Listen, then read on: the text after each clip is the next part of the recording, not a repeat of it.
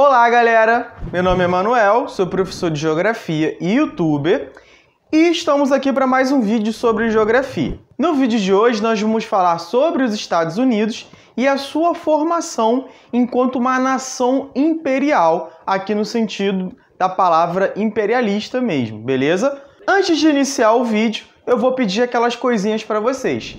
Dê like no vídeo, se inscreva no canal e ative o sininho, beleza? Então vamos embora!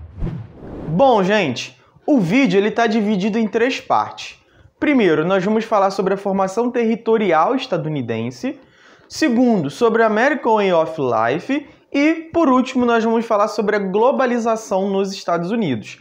Essas três partes, elas obedecem um período histórico da formação dos Estados Unidos, pegando desde ali do seu início, da colonização, passando pela sua afirmação enquanto uma potência imperial e vindo para os dias de hoje, tentando chegar mais próximo da atualidade, beleza? Antes de falar sobre a formação territorial dos Estados Unidos, é importante a gente ter em mente que uma nação, que o território de uma nação, ele não é algo natural. Ou seja, as nações construíram seu território a partir de um processo histórico e geográfico. Ou seja, a partir de eventos históricos, essas nações se constituíram geograficamente. Então, os Estados Unidos é fruto, primeiro, de um processo de colonização. A gente sabe que a América inteira passou por um processo violento de colonização e essa colonização também fez surgir o que a gente chama hoje de Estados Unidos. Em seu início, os Estados Unidos, que a gente conhece hoje como esse país insular, né, um dos maiores países do mundo e por aí vai, era apenas formado pelas chamadas 13 colônias, que ocupavam a costa leste dos Estados Unidos, indo ali de norte a sul. Essas 13 colônias eram divididas entre as colônias do norte e as colônias do sul. Qual era a grande diferença nessa divisão, nessa regionalização? É que as colônias do norte eram colônias que muitas pessoas, muitos autores vão chamar de colônias de povoamento. Era um tipo de colonização em que as pessoas iam para tentar ganhar uma nova vida. Enfim, geralmente grupos perseguidos na Inglaterra migravam para esse local e se constituíam lá. E como que vai ser essa colônia do norte? Basicamente, com a produção agrícola policultora, ou seja, com mais de um tipo de produto agrícola, e a produção manufaturada, que depois vai evoluir para uma produção industrializada. Já o sul, ele vai ter aquela característica que muitos autores apontam como de exploração. Ou seja, o sul, ele atendia a necessidade da metrópole, no caso da Inglaterra, de abastecimento de matérias-primas como o algodão e o tabaco. Mas a gente precisa entender que povoamento, exploração, no processo de colonização, tem pouquíssima diferença, porque o povoamento sempre se dá junto de um processo de exploração e o processo de exploração sempre se dá com um processo de povoamento. Então fica meio difícil a gente dividir entre povoamento e exploração. Então eu prefiro trabalhar com a ideia de que povoamento é sempre exploração e exploração é sempre povoamento no processo de colonização. Então essa condição de colônia, os Estados Unidos vai carregar até ali o período de 1775 a 1778, que é o período em que ocorre a Guerra por Independência dos Estados Unidos. Então a gente já tem uma diferença aí, comparando, entre os Estados Unidos e o Brasil. Os Estados Unidos passaram por uma guerra de independência, enquanto que o Brasil, por exemplo, não passou por uma guerra de independência. A nossa independência ela foi declarada por um membro da família real portuguesa. Então, aquela comparação, os Estados Unidos foi colonizado pela Inglaterra, então por isso é desenvolvida, e o Brasil foi colonizado por Portugal e por isso não é desenvolvida, na verdade é um mito. O que ocorre é que o processo de independência dos Estados Unidos ele foi completamente diferente do nosso processo de independência e isso vai definir muita coisa no processo histórico e geográfico dos Estados Unidos. Então, antes de prosseguirmos, eu gostaria de fazer um adendo e apontar um fato nesse processo de independência dos Estados Unidos. Primeiro, quando eu falei que o Sul era um produtor de matéria-prima, de algodão, de tabaco, a mão de obra utilizada na produção dessas matérias-primas era uma mão de obra escravizada. O que isso significa? Que eram pessoas sequestradas da África e levadas para os Estados Unidos para trabalharem nessa produção de matérias-primas. E com a independência, essa condição, essa forma de trabalho, ela continua a ser utilizada. Então os negros eles não são libertos apesar do processo de independência, como por exemplo ocorreu no Haiti, em que houve um processo de independência ao mesmo tempo em que houve um processo de libertação da população negra. Isso não vai ocorrer nos Estados Unidos e, inclusive, o Haiti era utilizado nos Estados Unidos como exemplo de que você não poderia dar um palmo sequer de liberdade para os negros, porque eles poderiam promover uma revolta dentro dos Estados Unidos. Então, resolvida essa questão da colonização, da independência dos Estados Unidos, inicia-se ali um processo de expansão para o chamado Oeste. Esse processo de expansão para o Oeste, ou marcha para o Oeste, tem como principal motor a produção industrial do Norte. Por quê? Porque para você produzir produtos industrializados, você necessita de matéria-prima e para isso, naquele período, a conquista de territórios era uma forma de conseguir matérias-primas mais facilmente. Além disso, o Norte recebia cada vez mais imigrantes. Então o Norte estava começando a se transformar em um local muito populoso. Então essa expansão para o Oeste, além de servir para fornecer matéria-prima para o processo de industrialização do Norte, também vai servir como um alívio populacional, um alívio demográfico para esse mesmo Norte. Mas, quando a gente fala de marcha para o Oeste, a gente tem que se atentar ao que isso significa. A marcha para o Oeste, em resumo, significa o genocídio da população indígena que vivia ali, ou seja, das populações originárias, já que a gente está falando de vários grupos indígenas, de vários povos e nações indígenas que se constituíram ali naquele território muito antes da chegada dos colonizadores. Vou ler só um trechinho aqui para vocês desse livro aqui, organizado pelo Rogério Rasbach, que se chama Globalização e Fragmentação no Mundo Contemporâneo e que faz uma análise geográfica dos Estados Unidos, da Europa, da África, enfim, dos efeitos da globalização na geopolítica mundial. Então, esse trecho aqui é do capítulo que fala sobre os Estados Unidos, é escrito pelo João Rua, e ele diz o seguinte sobre essa expansão para o Oeste. O interior é a antítese da civilização e a morada do selvagem, e, assim, a natureza e o selvagem eram uma coisa só.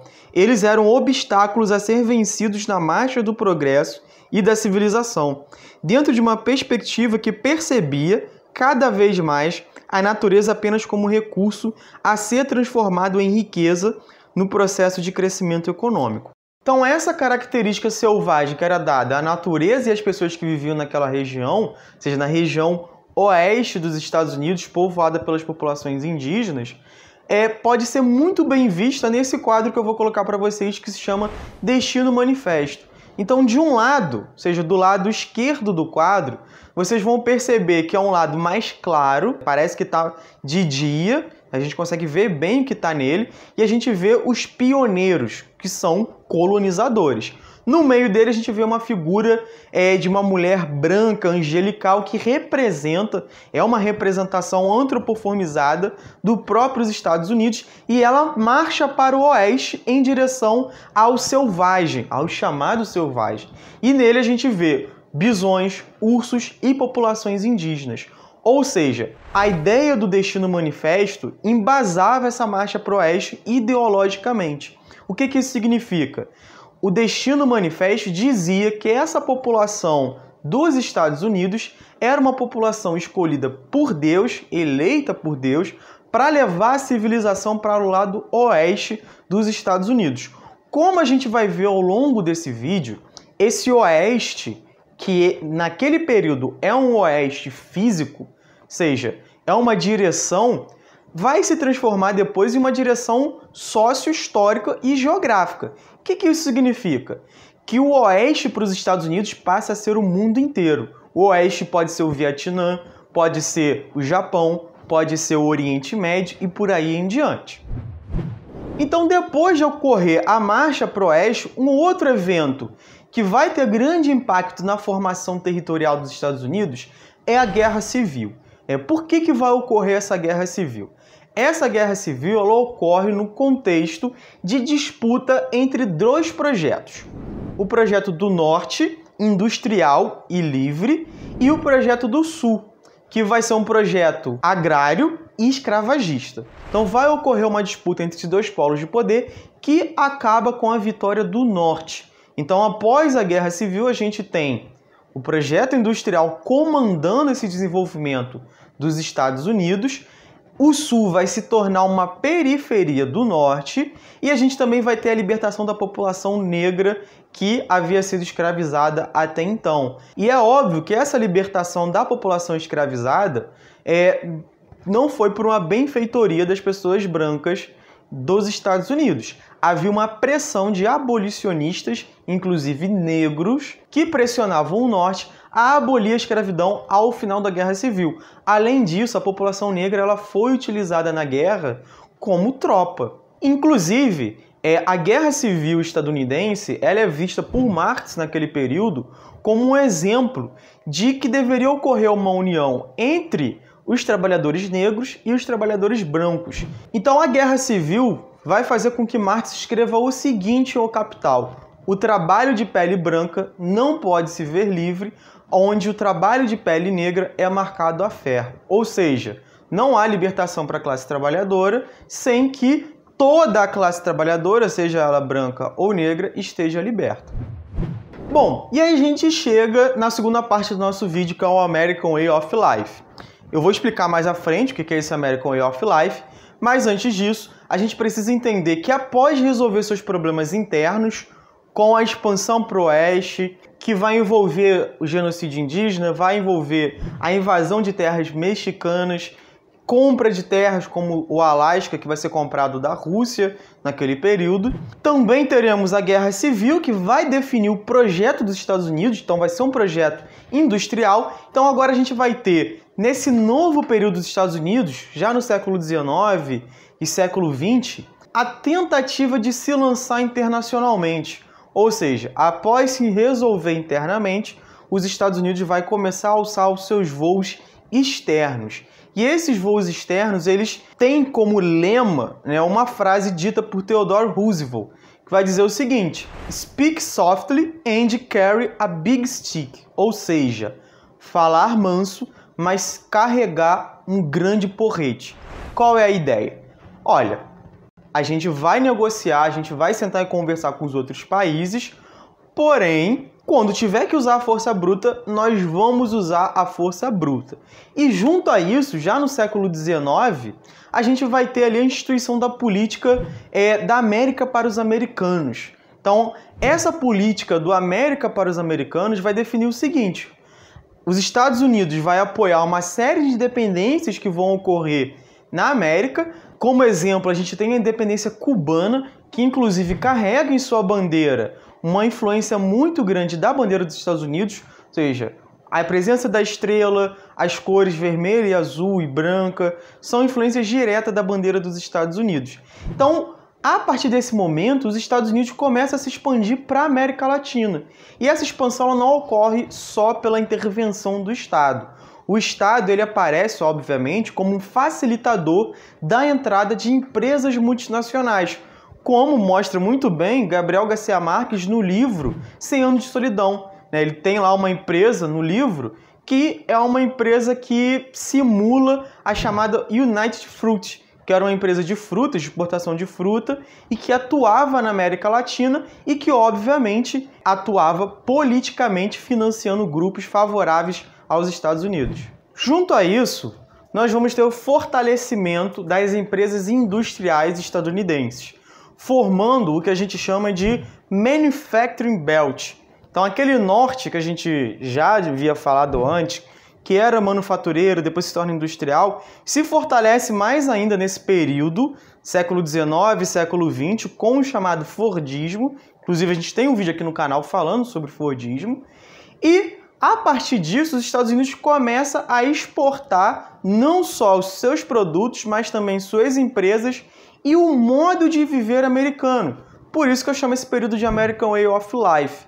Então esse modo de viver americano, ele está embutido inclusive na produção industrial. Então os produtos são produzidos, mas também é produzido o mercado consumidor que vai consumir esse produto. E essa produção ela se dá tanto através dessa ação direta dos Estados Unidos sobre outros países, com intervenção direta, com caráter imperialista, mas também se dá através do que o Joseph Nye chama de soft power, através de uma influência cultural dos Estados Unidos sobre esses países, através da generalização do rádio, depois da TV e do cinema. Ou seja, as pessoas vão passar a consumir produtos norte-americanos porque viram no filme, viram num seriado, num desenho e por aí vai. E nesse período, a gente ainda tem aquele intenso fluxo de imigração que eu já havia falado antes. Mas essa imigração ela se modifica, com uma presença maior, por exemplo,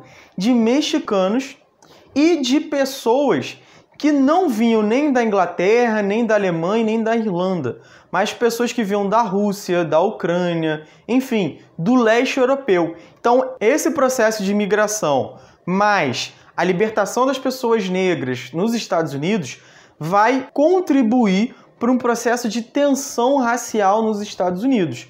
Por quê? Porque a população negra é liberta, por exemplo, mas são criadas diversas leis que segregam essa população negra da população branca, com uso de bebedouros separados, bancos no ônibus separados, restrição a voto. A população negra se torna a maior população carcerária dos Estados Unidos, mesmo sendo minoria populacional. Então tudo isso contribui para uma tensão racial dentro dos Estados Unidos. E a gente vai ter a formação de grupos de ódio, como a KKK, que era um grupo de supremacistas brancos, que vai, através de atos terroristas, atacar a população negra, com explosão de casas, explosão de igreja e por aí vai. E isso, obviamente, vai se traduzir num contra-ataque da população negra.